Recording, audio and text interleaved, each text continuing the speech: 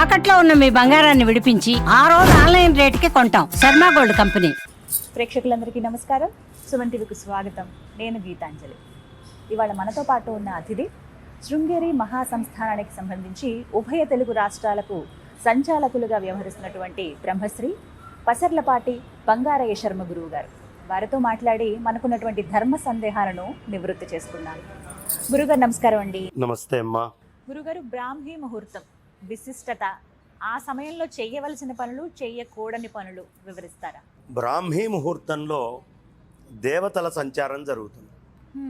ఎందుకు జరుగుతుంది అంటే, మనస్సుకి కారణమైనటువంటి వాడు చంద్రుడు, మేధకి కారణమైనటువంటి వాడు సూర్యనారాయణమూర్తి.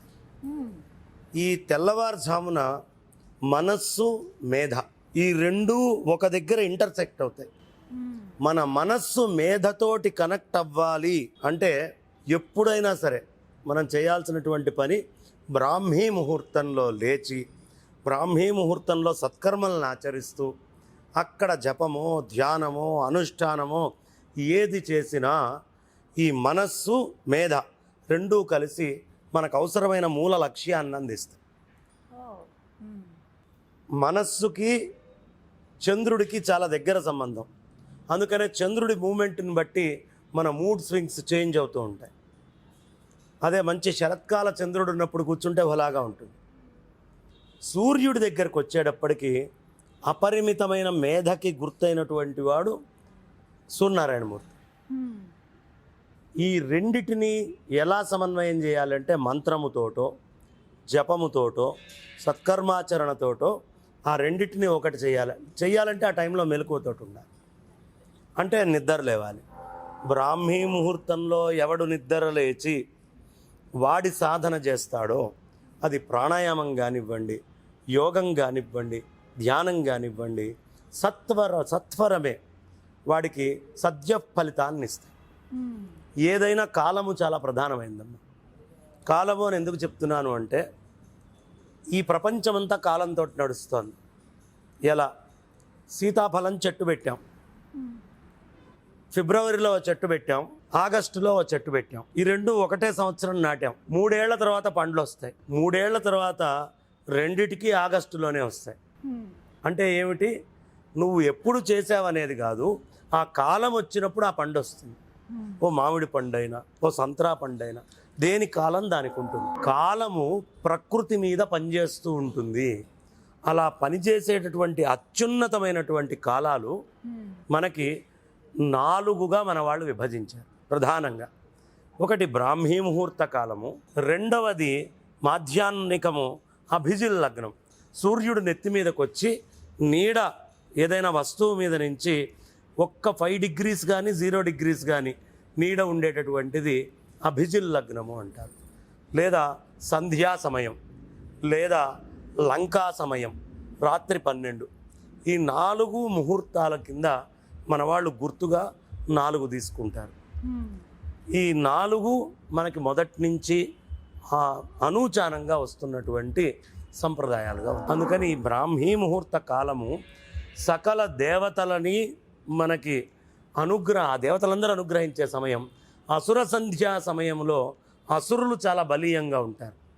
ఉదయం దేవతాశక్తిని తెచ్చుకోవాలి, సాయంత్రం దేవతాశక్తిని ఆసురీ శక్తిని దూరం చేసుకోవడానికి తెచ్చుకోవాలి. అందుకని బ్రాహ్మీ ముహూర్తంలో దేవతాశక్తులు అతి శీఘ్రంగా ఉపాధిని కావాలంటే ఒక్కసారి లేచి మనం కనుక ఆ ముహూర్తంలో లేచి ఉంటే సుమారుగా ఏ సమయం అని? 4:30 ఆ ప్రాంతము, 4:30 ఆ సమయంలో వస్తుంది. 3:30 నుంచి 4:30 వేసుకో. ఇది బ్రాహ్మీ ముహూర్తం కింద వస్తుంది.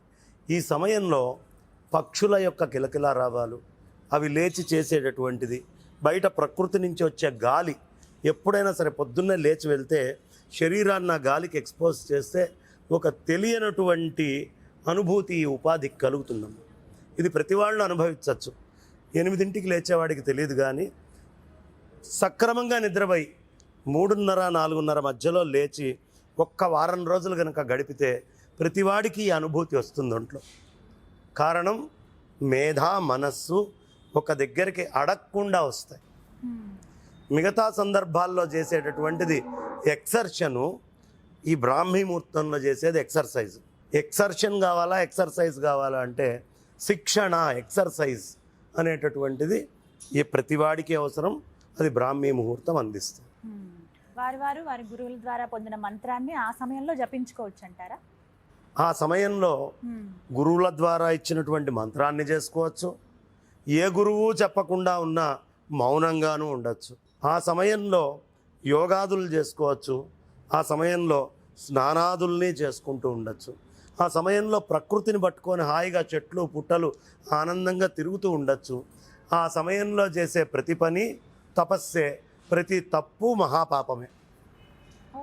ఆ సమయంలో తప్పులు చేస్తే దేవతల యొక్క కోపానికి గురవుతారు. అందుకని నిద్రపోవడం ఆ సమయంలో ఓ తప్పు కింద లెక్క. భగవంతుడు ఇవ్వాలనుకున్నా తీసుకోలేనటువంటి వాడి పరిస్థితి ఏదో.